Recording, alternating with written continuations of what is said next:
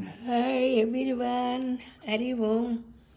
प्रणम्य शिरसा देवं गौरीपुत्रं विनायकं गौरीपुत्रं विनायकं भक्तवासं स्मरे नित्यं आयुकामार्थसिद्धये। వినాయక. అవును, నేను ఇందాక పార్ట్ 1లో ఉడత గురించి పెట్టాను, ఎక్కువ మంది చూడలేదు. అది మన భారతదేశం కర్మభూమి కదా. నేను అమెరికాలో ఉడతలను చూశాను. అవి చక్కగా లావుగా ఉంటాయి, కానీ వాటికి మరి రాముల వారికి హెల్ప్ చేసినాయి కదా ఉడతలు. వాళ్ళ చాతైన ఉడతా భక్తి అంటారు కదా, ఉడత సహాయం అంటారు కదా. అవి అందరూ రాళ్ళేసి వారధి కడుతుంటే కోతులన్నీ మంకీస్, అదే ఆంజనేయ స్వామి భక్తులు ఆంజనేయ స్వామి చేత్తో వేస్తే అవి మునగవట. అందుకని వానర సైన్యం అంతా ఒక్కొక్కడి రాయి తెచ్చి హనుమంతుల వారికి ఇస్తే హనుమంతుల వారున ఒక్కొక్క రాయి దీంట్లో నీళ్ళల్లో వేస్తుంటే అది వారధిలాగా అయిపోతున్నది అన్నమాట. అప్పుడు ఉడత అక్కడే చెట్టు మీద ఉన్న ఉడత ఇదంతా గమనిస్తుంది. అంతమంది అంత సాయం చేస్తున్నారు, నేనేం చేయగలను అనుకొని ఊరుకుందా? మనమైతే ఊరుకుంటాం. ఉడత కూడా చాలా తెలియగలది. రాముల వారి కాలంలో కదా, మనం కూడా అప్పుడు ఉంటే చాలా తెలియగలవాళ్ళం అయ్యేవాళ్ళమేమో. ఇప్పుడు ఉన్నాము, ఇప్పుడు కూడా రాములు ఉన్నారు కదా, ఇప్పుడు మనం తెలియగలవాళ్ళమే కాదని ఎందుకు అనుకోవాలి? యద్భావం తద్భవతి కదా. సరే, అయితే ఈ ఉడత ఏం చేస్తుంది? ఇసుకలో దొల్లుతుంది. దొల్లి ఆ ఇసుక అది మళ్ళీ సముద్రంలో వదులుతుంది.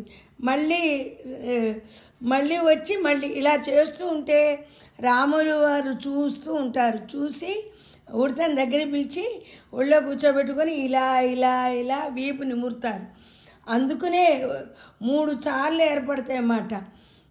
ఏర్పడితే నిమిరి, నువ్వు ఏం చేస్తున్నావు, ఎందుకు చేస్తున్నావు, నువ్వు చిన్న జీవి కదా అంటే, స్వామి నీ చిన్న జీవినైనా నాకు కూడా హెల్ప్ చేయాలని ఉంటుంది కదా. వాళ్ళు అంతంత రాళ్ళు ఎత్తి హనుమంతుల వారికి ఇస్తున్నారు, నేను అలా ఇవ్వలేను కదా. ఇసుక రేణు చిన్నవి కదా. నేను సముద్రంలో స్నానం చేసి ఇక్కడ బొల్లి మళ్ళీ సముద్రంలో స్నానం చేస్తే బోలెడు ఇసుక రేణువులు నా శక్తిని బట్టి అవి అక్కడ వెళ్తున్నాయి కదా. ఇక్కడ దొల్లుతున్నాను, అక్కడ స్నానం చేస్తున్నాను, ఇక్కడ దొల్లుతున్నాను, అక్కడ స్నానం చేస్తున్నాను అంటే నా శరీరంలో ఉన్నవంతా ఆ స్నానం చేసినప్పుడు అక్కడికి వెళ్ళిపోతున్నది కదా. మనము ఎంత చేసామని కాదు, ఎంత భక్తితో చేసాము అని అనుకున్నాను స్వామి.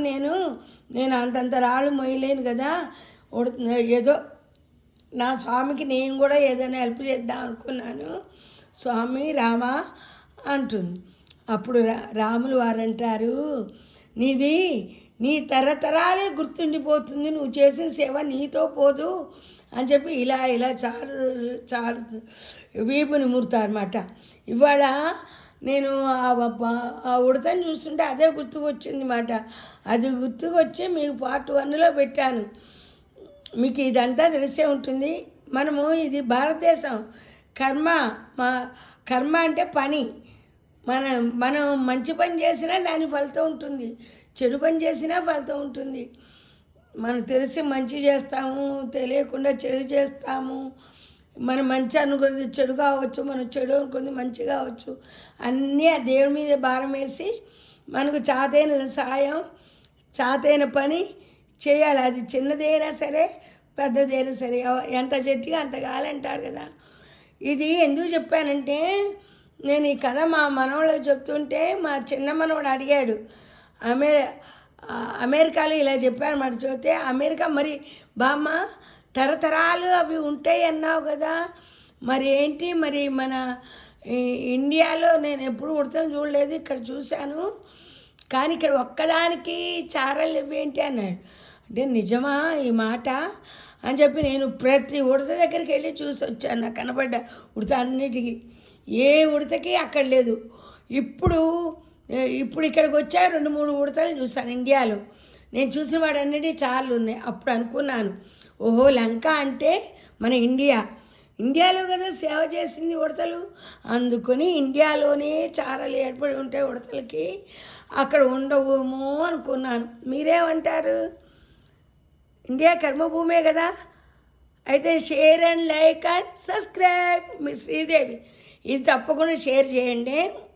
ఎందుకంటే పిల్లల డౌట్లు మనం తీర్చిన వాళ్ళం అవుతాం. బామ్మని కదా చెప్తున్నాను, వినండి. మీరందరూ నా మనవాళ్ళు మనవడాళ్ళు. ఉంటా. మీ శ్రీదేవి.